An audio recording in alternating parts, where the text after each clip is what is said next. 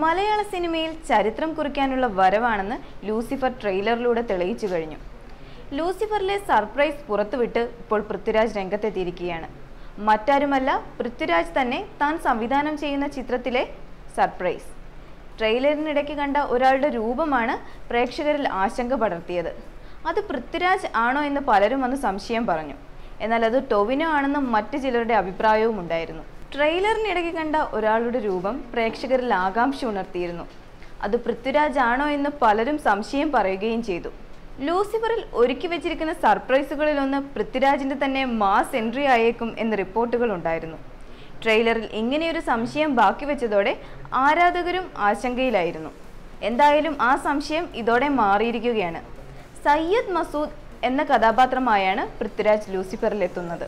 27ാമത്തെ character പോസ്റ്ററായാണ് Prithviraj തൻ്റെ കഥാപാത്രത്തിൻ്റെ poster പുറത്തുവിട്ടത്.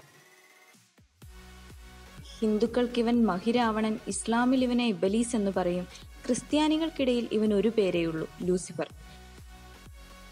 കാത്തിരിപ്പ് വെറുതെ ആവില്ലെന്നുറപ്പിച്ചാണ് ലൂസിഫർ ട്രെയിലർ എത്തിയത്. ഏറ്റവും വേഗത്തിൽ 20 ലക്ഷം കടക്കുന്ന ആദ്യ മലയാള ട്രെയിലർ എന്ന റെക്കോർഡും ലൂസിഫർ അന്ന് സ്വന്തമാക്കി. ത്രസിപ്പിക്കുന്ന രംഗങ്ങളും പശ്ചാത്തല സംഗീതവുമാണ് ട്രെയിലറിന്റെ ഹൈലൈറ്റ്. മോഹൻലാൽ ആരാധകർക്ക് എക്കാലവും ഓർത്തിരിക്കാൻ കഴിയുന്ന കഥാപാത്രമാകും സ്റ്റീഫൻ നെടുമ്പള്ളി എന്ന സൂചനയാണ് ട്രെയിലർ നൽകുന്നത്.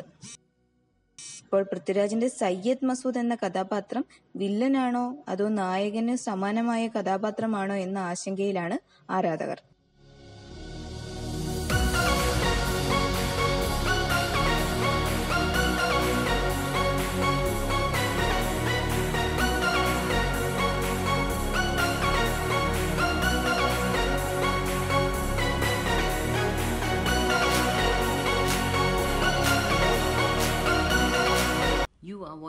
You're watching me and you're watching me on metromatney.com. on metromatney.com.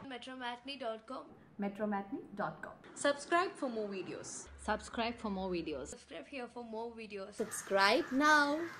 Thank you.